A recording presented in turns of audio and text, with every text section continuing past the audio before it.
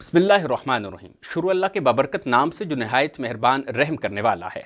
ناظرین کرام، ہر روز کی طرح آج بھی ہم بڑے خوبصورت عنوان کے ساتھ اور بڑے اہم عنوان کے ساتھ آپ کی خدمت میں حاضر ہوئے ہیں۔ آج کا جو ہمارا موضوع ہے وہ بیسیکلی ایجوکیشن سسٹم ہے اور تعلیم و تربیت پہ انشاءاللہ ہم گفتگو کریں گے۔ آج ہمارے ساتھ اسٹوڈیو میں گفتگو کرنے کے لیے موجود ہیں نوجوان مذہبی اسکالر ہیں حضرت علامہ محمد احسن صاحب۔ سر السلام علیکم۔ وعلیکم السلام sir thank you very much, آج آپ تشریف فرما ہوئے، آپ کا بے حد شکریہ، آپ تشریف فرما ہوئے۔ ناظرین کرام، انہی کے ساتھ عرض وطن پاکستان کے بڑے ممتاز اور محترم ثنا خان رسول محترم جناب ولید محمد کلیم صاحب ہمیں جوائن کر چکے ہیں۔ السلام علیکم ولید بھائی، کیسے ہیں آپ؟ جی مالک حسن، بہت بہت شکریہ، آج آپ اسٹوڈیو تشریف لائے، آپ کا بے حد مشکور ہوں۔ ناظرین کرام، اسی کے ساتھ آج جیسا کہ میں نے انٹرو میں بتایا کہ آج جو ہمارا عنوان ہے وہ ایجوکیشن سسٹم پہ ہے اور بالخصوص تعلیم و تربیت پہ ہے۔ تو آج کا میرا پہلا سوال علامہ صاحب سے یہ ہوگا کہ علامہ صاحب بتائیے گا تعلیم و تربیت کی کیا اہمیت ہے، اس پہ تھوڑا روشنی ڈالیے گا۔ الحمدللہ یا رب العالمین، الصلاۃ والسلام علی سید الانبیاء والمرسلین وعلی آلہ وصحبہ اجمعین۔ طیب صاحب، سب سے پہلے تو بہت شکر گزار ہوں کہ آپ نے اس ادبی نشست کے اندر مجھے مدعو کیا۔ بہت شکریہ۔ سب سے پہلے یہ سمجھنے کی ضرورت ہے کہ تعلیم و تربیت کس لیول پر بچے کی ضرورت ہوتی ہے اور کہاں پر اس کا جو ایک امپورٹنٹ پوائنٹ ہے وہ لائے کرتا ہے۔ تعلیم سے مراد سیکھنے اور سکھانے کا عمل ہے، اور تربیت سے مراد اس تعلیم کو کس طرح ہم نے سوشل ویلیوز پر امپلیمنٹ کرنا ہے، سوسائٹی کے اوپر امپلیمنٹ کرنا ہے،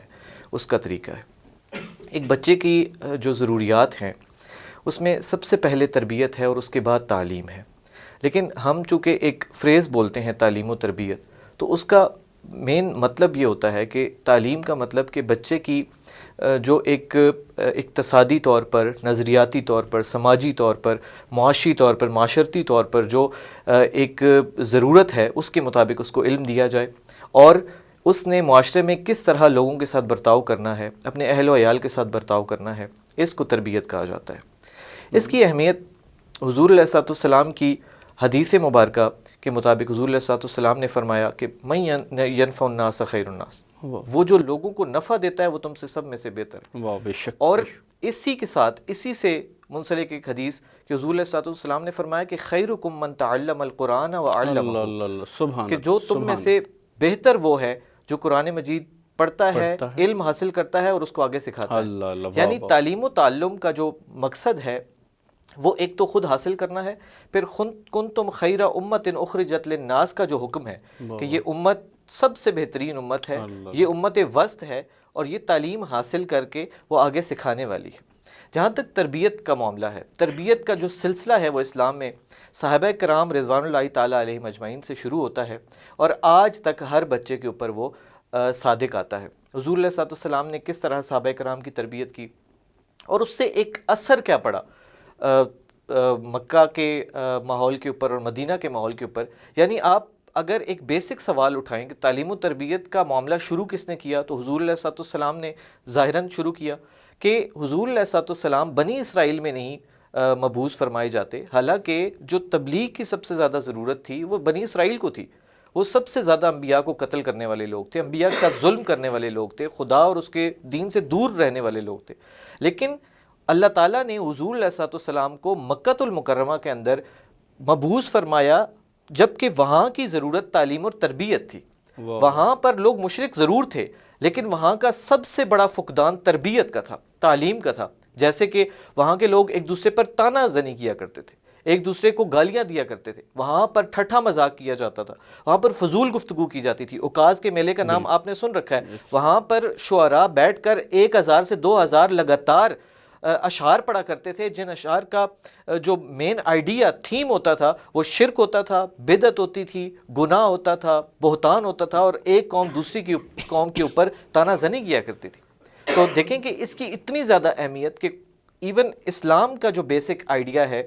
وہی یہ ہے کہ حضور علیہ الصلوۃ والسلام جو مبعوث فرمائے گئے، ان کا بعثت کا مقصد صحابہ کرام رضوان اللہ تعالیٰ علیہم اجمعین سے لے کر مکہ المکرمہ، مدینۃ المنورہ، سعودی عرب اور کل عالم اسلام جن کے لیے حضور علیہ الصلوۃ والسلام رحمت بنا کر بھیجے گئے، ان کی تعلیم اور تربیت کی جائے، یعنی کہ وہ گناہ جیسے کہ شرک اللہ تعالیٰ نے ظلم عظیم قرار دیا، لیکن اس کے ساتھ آپ یہ دیکھیں کہ سورۃ الحجرات کے اندر باقاعدہ اللہ تعالیٰ اس چیز کو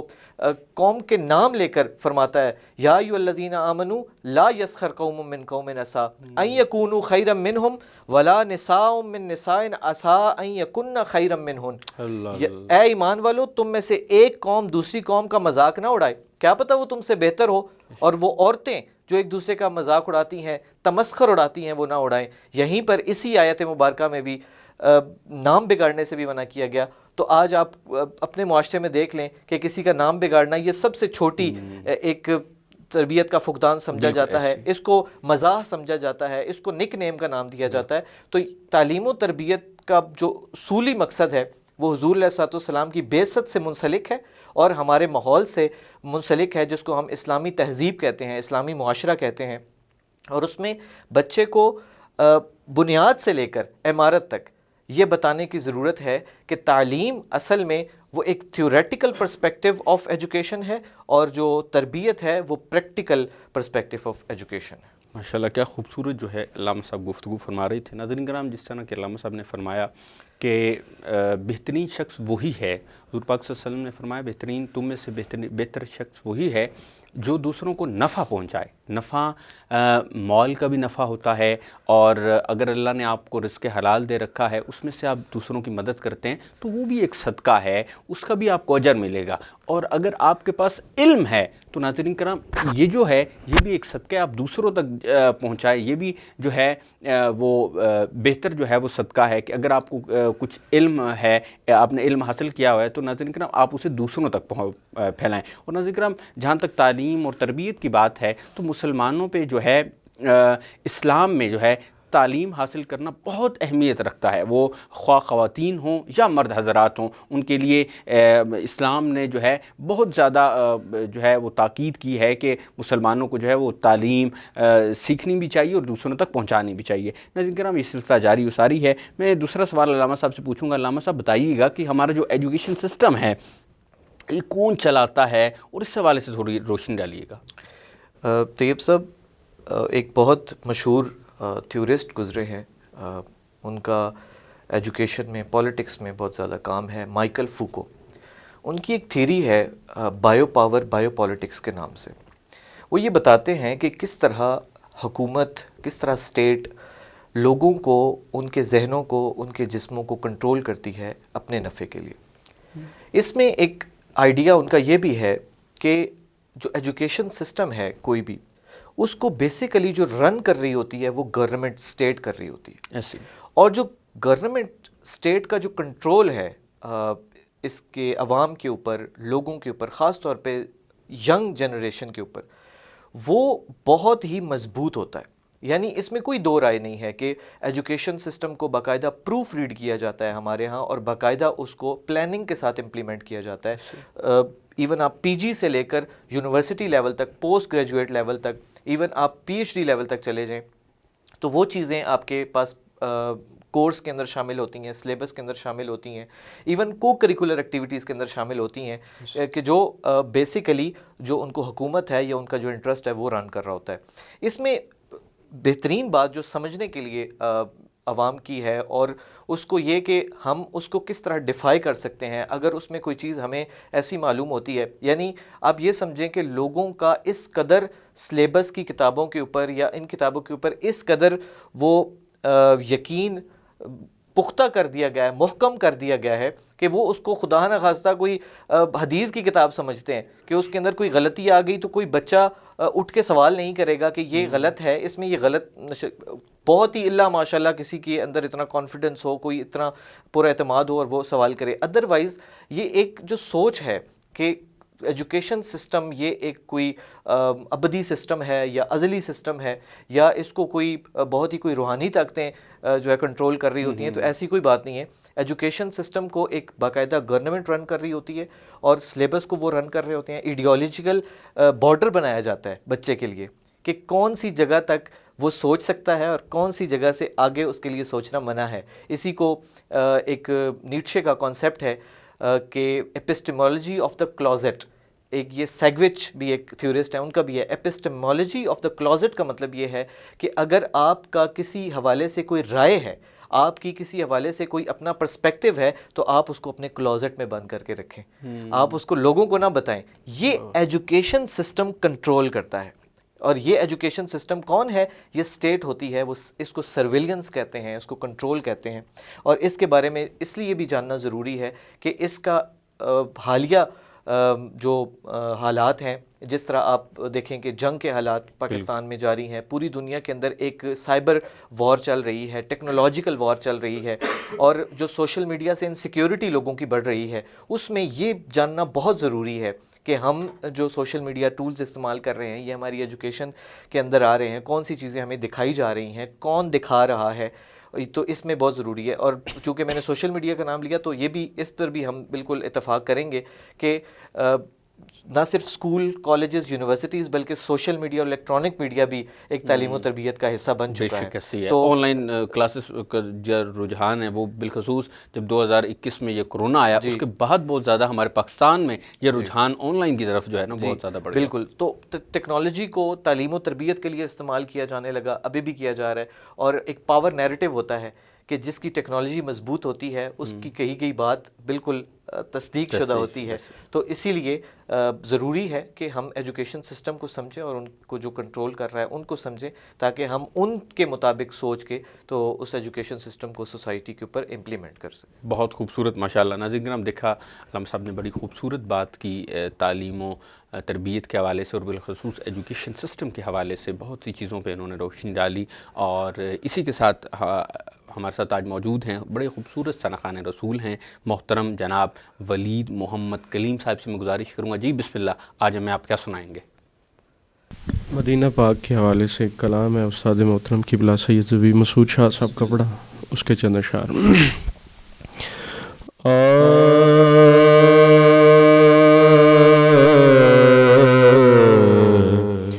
مدینے سے بلاوا رہا ہے، مدینے سے بلاوا رہا ہے، میرا دل مجھ سے پہلے جا رہا ہے، میرا دل مجھ سے پہلے جا رہا ہے، یہاں میں نہیں چلتی کسی کی، یہاں میں نہیں چلتی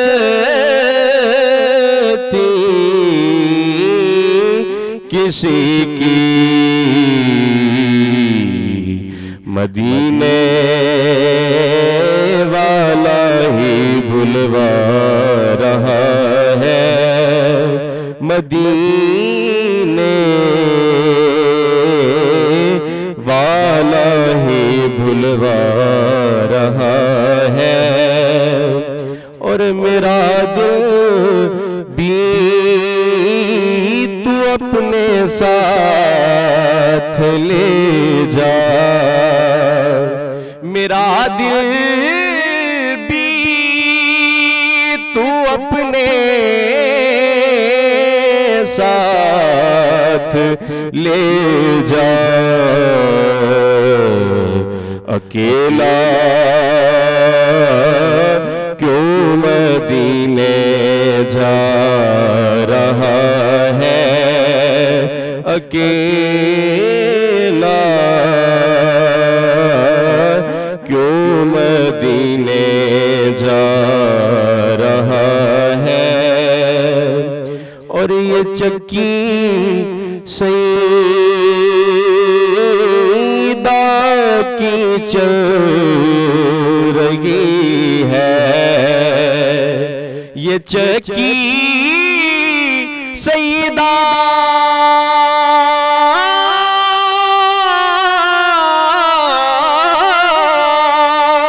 طیبہ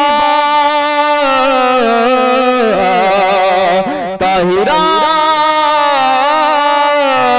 عابدہ زاہدہ شاکرہ عالمہ یہ چکی سیدہ کی چل رہی ہے زمانہ جتنا لنگر کھا رہا ہے چوم کر لنگر زہرا کو اٹھا لیتے ہیں چوم کر لنگر زہرا کو اٹھا لیتے ہیں ارے یہ وہ صدقہ ہے جو سادات بھی کھا لیتے ہیں یہ چکی سیدہ کی چل رہی ہے زمانہ جتنا لنگر کھا رہا ہے زبیبے بے نوا زہرا کے صدقے زبیبے بے نوا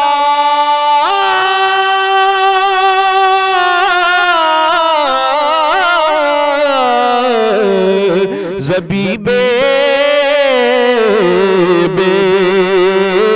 نوا زہرا کے صدقے زمانے بھر میں عزت پا رہا ہے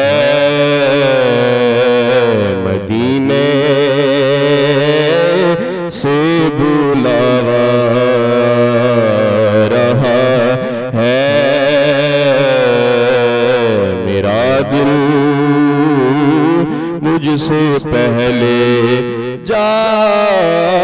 رہا ہے ماشاءاللہ سبحان اللہ کیا کہنے محترم ولید محمد کلیم صاحب بہت خوبصورت جو ہے وہ عقیدت نامہ بارگاہ سرور کونین میں گلہائے عقیدت کے پھول نچھاور کرنے کی سعادت حاصل کر رہے تھے ناظرین کرام اور علامہ صاحب بڑی خوبصورت ایجوکیشن سسٹم پہ گفتگو کر رہے تھے اسی سلسلے کو میں انشاءاللہ آگے بڑھاؤں گا میرا علامہ صاحب سے تیسرا سوال علامہ صاحب بتائیے گا یہ جو شعبہ ہے اور ذریعہ معاش کا تعلیم پر کیا اثر پڑتا ہے یہ تھوڑا ہمارے ناظرین کو بتائیے گا دیکھیے بھائی سب سے پہلے تو ان دو چیزوں میں فرق کرنا ضروری ہے کہ شعبہ اور ذریعہ معاش یہ دو الگ چیزیں ہیں پاکستان میں اور پوری دنیا میں بالخصوص پوسٹ کووڈ جو سچویشن ہے اس میں لوگوں کا جو زیادہ تر معیار ہے وہ اکانومی بنی ہے فائنینسز بنے ہیں کہ کون سا کام کون سا پیشہ میں زیادہ پیسے دے سکتا ہے بالکل ایسے جبکہ جو ٹیکنیکل اور تھیوریٹیکل اس کا جو فرق ہے وہ یہ ہے کہ شعبہ ہمیشہ پڑھے لکھے لوگ چوز کرتے ہیں شعبہ پڑھے لکھے لوگ اس کا انتخاب کرتے ہیں جبکہ ذریعہ معاش صرف آپ کا جو ایک ایکسپینڈیچرز ہیں اس کو رن کرنے کے لیے خرچے کو چلانے کے لیے وہ ایک شعبے کو ایک ذریعہ معاش کو ایک ذریعے کو چنا جاتا ہے بالکل تو اس میں اب مسئلہ کہاں پہ پیش آتا ہے کہ تعلیم جیسے ہم نے پہلے بات کی کہ تعلیم کا مقصد جو ہے وہ صرف تربیت ہے یعنی کہ تعلیم کا رزق سے کوئی تعلق نہیں ہے تعلیم خود ایک رزق ہے علم رزق کی طرح دیا جاتا ہے جس کو جتنا چاہتے ہیں اتنا دیا جاتا ہے اللہ تعالیٰ کی طرف سے حضور علیہ السلام کی طرف سے اور پھر حضور علیہ السلام کی طرف سے بھی سید مولائے کائنات علی المرتضیٰ کرم اللہ وجہ الکریم کی طرف سے جس طرح جتنی عنایت ہوتی ہے اتنا علم دیا جاتا ہے اس کا ذریعہ معاش سے کوئی تعلق نہیں ہے ہمارے ہاں آپ نے ایک بنیادی طور پہ ایک تانا سنا ہوگا کہ ان ڈگریوں کا کیا فائدہ ہے کہ جب بچہ بے روزگار بیٹھا ہے ڈگری کا مقصد کہیں پہ بھی روزگار نہیں ہے ڈگری کا مقصد ایک قوم کو سویلائز بنانا ہے ان کو رہن سہن کا طریقہ سکھانا ہے ان کو اچھے اور برے میں تمیز کرنا سکھانا ہے. جبکہ ہمارے ہاں معیار اچھی سیلری کو سمجھا جاتا ہے, معیار اچھا پیسہ کمانے کو, جبکہ آپ کو اگر ایک بیسک شعور ہے, بیسک سکل آپ کے اندر موجود ہے جس کو آپ ہنر کہتے ہیں, کہ دیکھیں ہمارے معاشرے میں شاید ایک استاد سے زیادہ ایک درزی پیسے کماتا ہو, آپ کے معاشرے میں ایک استاد سے زیادہ جو اسکول میں لوگوں کو تعلیم و تربیت سے آشنا کر رہا ہے, وہ چراغ جلا رہا ہے, اس سے زیادہ پیسے ایک حجام کما رہا ہو. تو تعلیم و تعلم کا کہیں بھی تعلق معاش سے نہیں ہے. ہمارے ہاں جو ایک خرابی پیدا ہوئی ہے وہ خرابی یہ ہے کہ ہم نے تعلیم کو پیسے کمانے کے لیے حاصل کرنا شروع کر دیا, ہم نے تعلیم کو اپنا ذریعہ معاش بنانے کے لیے, جبکہ شعبہ جات کا مطلب یہ ہے کہ آپ ایک شعبہ خداوندی آپ اس کو انتخاب کریں, منتخب کریں اور پوری زندگی اس کی خدمت کریں. جیسے کہ استاد ہے, اب استاد اپنی کم عمری سے وہ جب استاد مقرر ہوتا ہے تو اپنی آخری عمر تک استاد رہتا ہے. اور دیکھیں کہ استاد ایسا شعبہ ہے کہ جو کبھی ریٹائر نہیں ہوتا, استاد ہمیشہ استاد ہی رہتا ہے. جبکہ باقی شعبہ جات میں آپ دیکھیں تو وہ لوگ ہمیشہ کام کرتے ہیں. جو مصنف ہے وہ تا ازل تا ابد مصنف ہی رہتا ہے, جو محرر ہے وہ محرر رہتا ہے, جو مقرر ہے وہ مقرر ہی رہتا ہے. تو یہ شعبہ جات ہیں. جبکہ جو ذریعہ معاش ہیں, تو دیکھیں کہ ایک شخص ایک فیکٹری میں کام کرتا ہے تو اس کی عمر جب 60 سال ہوتی ہے تو فیکٹری اس کو خیر آباد کہہ دیتی ہے. اس کا مطلب یہ ہے کہ ذریعہ معاش صرف ایک محدود عمر تک ہوتا ہے, اور تعلیم کا بیسک مقصد جو ہے وہ ایک قوم کو سویلائز کرنا ہے, اس کو بتانا ہے کہ اس نے لوگوں کے ساتھ کیسا سلوک کرنا ہے, اس نے اپنے گھر والوں کے ساتھ کیسا سلوک کرنا ہے, اور اس نے اپنے معاشرے میں کس طرح ایک مہذب انسان کے طور پہ رہنا ہے. جبکہ ذریعہ معاش اس لیے ہے تاکہ وہ حلال طریقے سے اپنے لیے اور اپنے اہل و عیال کے لیے روزی کما سکے. اور تعلیم کا جو مقصد ہے وہ بیسیکلی یہ ہے کہ وہ ایک شعبہ جات کو منتخب کرے اور پھر اس کے لیے اپنی محنت صرف کرے, اپنی عمر لگائے اور اس میں نام کمائے. ماشاءاللہ, کیا خوبصورت جو ہے وہ آپ نے جو ہے اس پر روشنی ڈالی. شعبہ اور بالخصوص ذریعہ معاش کے حوالے سے بڑا خوبصورت انہوں نے علامہ صاحب نے گفتگو فرمائی. میں اسی ضمن میں گزارش کروں گا, ہمارے اساتذہ اور ہمارے جو والدین ہیں ان کی کیا ذمہ داری عائد ہوتی ہے, کس نقطے پر جو ہے وہ جمع ہوتی ہے, یہ تھوڑا سا ہمارے ناظرین کو روشنی ڈالیے گا. یہ بہت اہم سوال ہے, اور یقیناً یہ جتنی بھی گفتگو ہوئی ہے آج کی, اس کا یہ کرکس ہے, کنکلوژن ہے کہ اصل میں ہم جو بات کر رہے ہیں اس میں والدین اور اساتذہ پر کیا ذمہ داری عائد ہوتی ہے. تو اساتذہ کی ذمہ داری ایک ذریعہ معاش سے بڑھ کر ہے. جو ہم پہلے بات کر رہے تھے شعبہ اور ذریعہ معاش میں فرق کی, اس فرق کو اساتذہ کو بھی سمجھنا پڑے گا. یعنی کہ یہ بالکل ذریعہ معاش ہے, یہ بالکل ہے کہ انہوں نے اپنے معاش کو بھی دیکھنا ہے, انہوں نے اپنے معاشرے کو بھی دیکھنا ہے, انہوں نے اپنی فیلڈ کو بھی دیکھنا ہے. لیکن استاد جیسے حضور علیہ الصلوۃ والسلام کی طرف سے ہے نا کہ انما بعثت معلما, جزی نیست میں تمہاری طرف معلم بنا کر بھیجا گیا ہوں. تو آپ حضور علیہ الصلوۃ والسلام کی اگر مثال لی جائے تو لوگوں کو تعلیم دے رہے ہیں, لوگوں کی تربیت کر رہے ہیں. حضور علیہ الصلوۃ والسلام جنگوں میں جا رہے ہیں, وہاں پر تربیت, جنگ کے حوالے سے تربیت کر رہے ہیں, معاشرے میں رہنے کے حوالے سے تربیت کر رہے ہیں, لیکن ساتھ ہی اپنا ذریعہ معاش بھی دیکھ رہے ہیں, ساتھ ہی اپنی بکریوں کا دودھ بھی دھو رہے ہیں, اور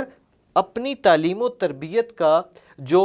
وزن ہے, جو برڈن ہے, وہ کسی اور کے اوپر نہیں ڈال رہے, نہ کسی کے اوپر احسان ڈالا جا رہا ہے. بلکہ حضور علیہ الصلوۃ والسلام نے, اگر دیکھیں کہ امت آج 3 وقت کا کھانا کھاتی ہے تو حضور علیہ الصلوۃ والسلام ہارڈلی 1 وقت کا کھانا کھایا کرتے تھے. اور دیکھیں ایک دن حضور علیہ الصلوۃ والسلام اپنے گھر سے پریشان ہو کر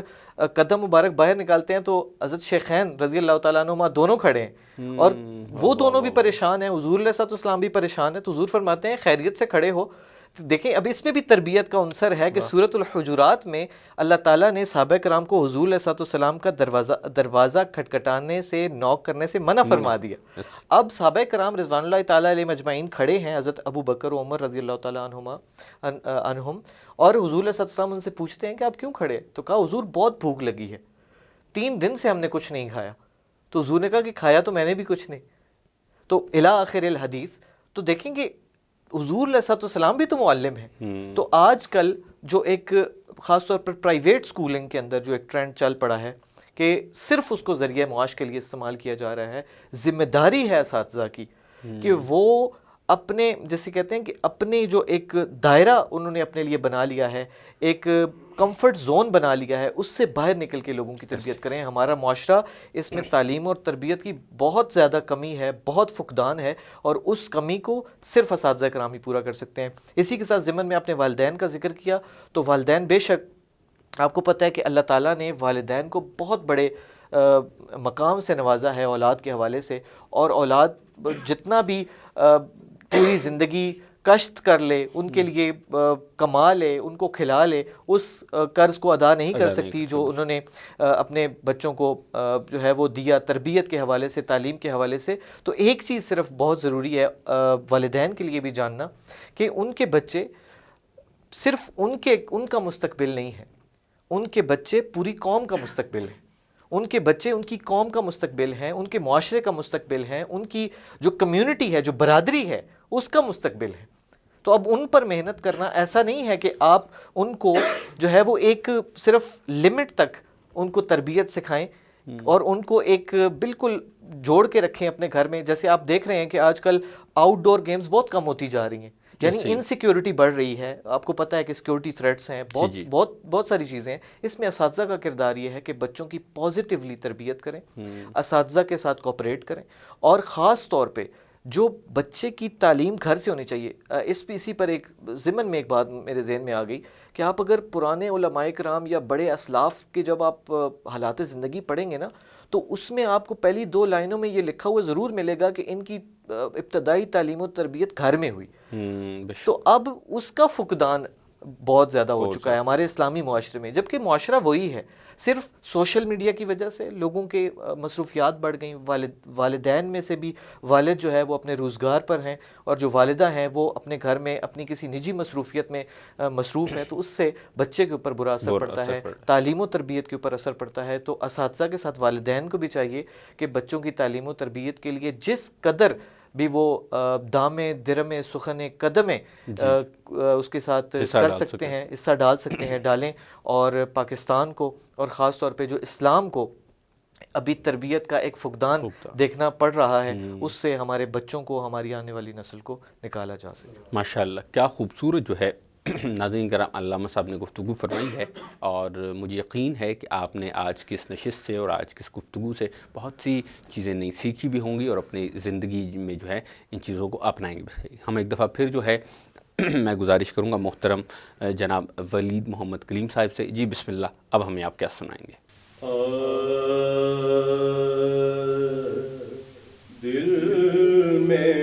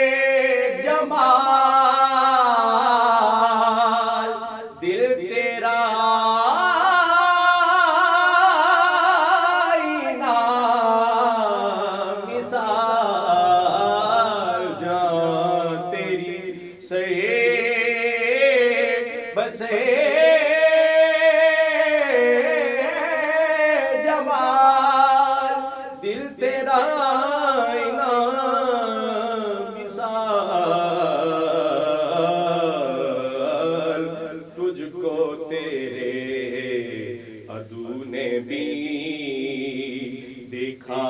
تو ہو گیا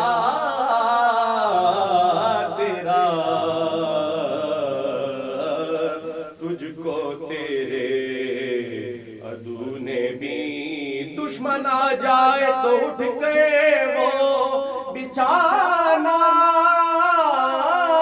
چاہتے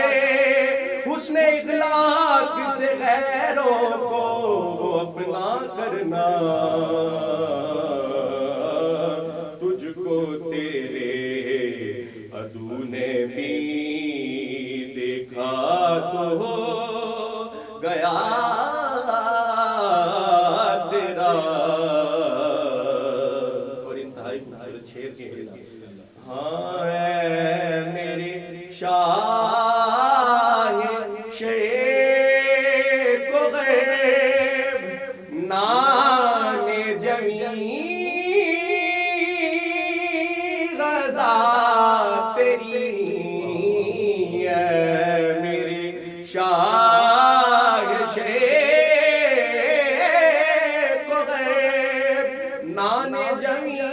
غزہ تیری اے میرے بوریا نشین سارا جہاں گدا تیرا اے میرے بوریا نشین. اور میرا تو کائنات میں تیرے سوا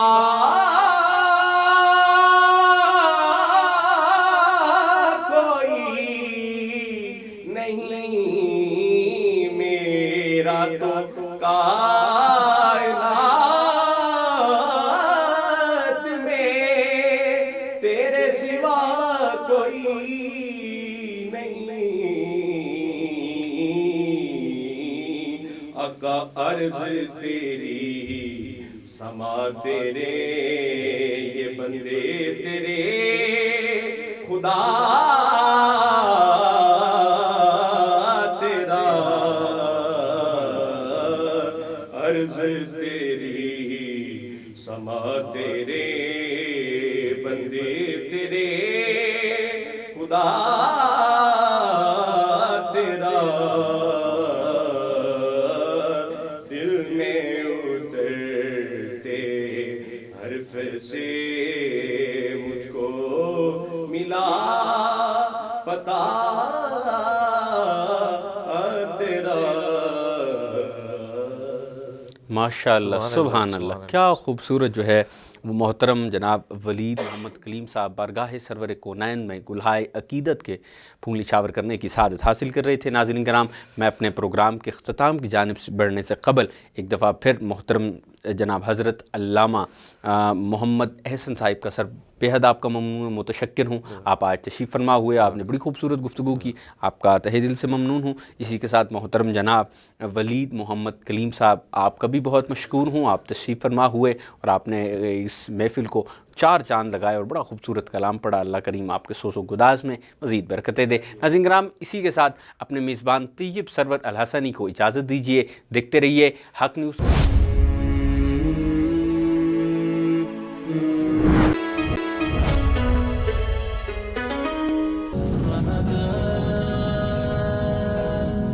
سبحان اللہ والحمد للہ لا الہ الا اللہ اللہ اکبر. سبحان اللہ والحمد للہ لا الہ الا اللہ